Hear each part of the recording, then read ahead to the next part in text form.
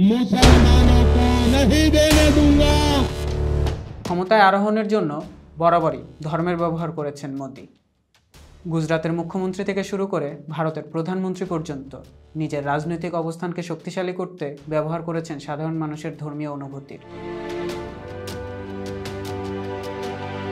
যখনই ক্ষমতায় কোনো অনিশ্চয়তার দেখা পেয়েছেন, নিজের কট্টর হিন্দুত্ববাদী এজেন্ডার ব্যবহার করেছেন অবলীলায়। নিজের নাম জড়িয়েছেন 2002 সালের গুজরাট দাঙ্গায়।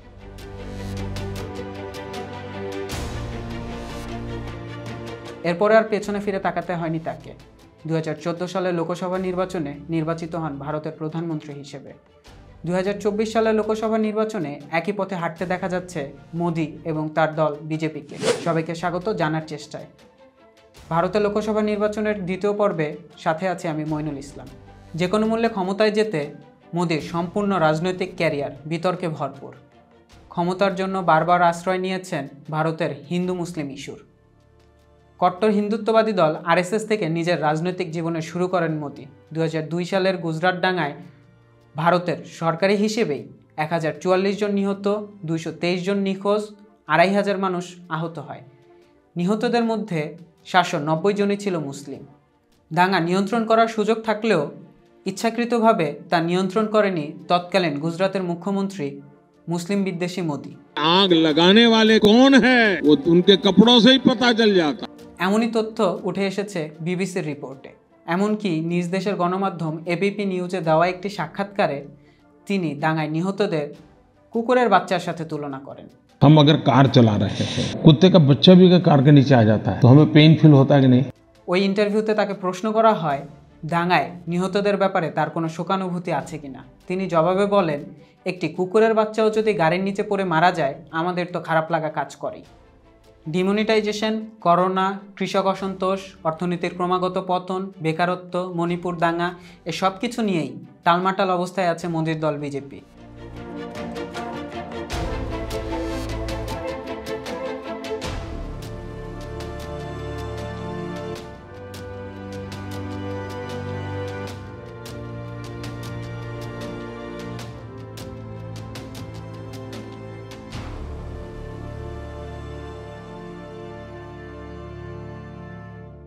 রাজস্থানে একটি নির্বাচনী জনসভায় তাকে মুসলিম বিরোধী ভাষণ দিতে দেখা যায়। संपत्ति किसको बांटेंगे? जिनके ज्यादा बच्चे हैं उनको बांटेंगे।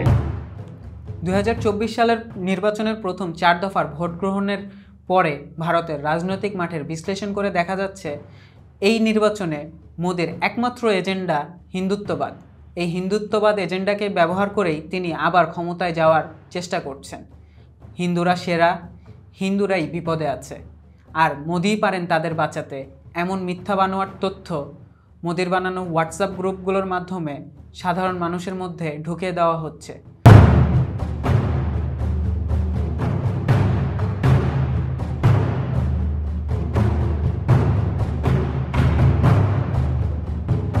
শুধু সোশ্যাল মিডিয়া নয়, ভারতের জাতীয় গণমাধ্যমগুলোও মোদির সঙ্গ দিচ্ছে। এ যেন হীরক রাজার দেশের মগজ ধোলাই যন্ত্রের আধুনিক সংস্করণ। এছাড়াও বিরোধী দল দমনের মারাত্মক সব কৌশল আছে মোদির হাতে। জানার চেষ্টার পরের পর্বে আমরা জানব মোদির এবং বিজেপি সরকারের বিরোধী দল দমন এবং নিরপেক্ষ মিডিয়া নিধনের বিস্তারিত। চেষ্টাতেই হয়, চেষ্টা ছাড়া নয়।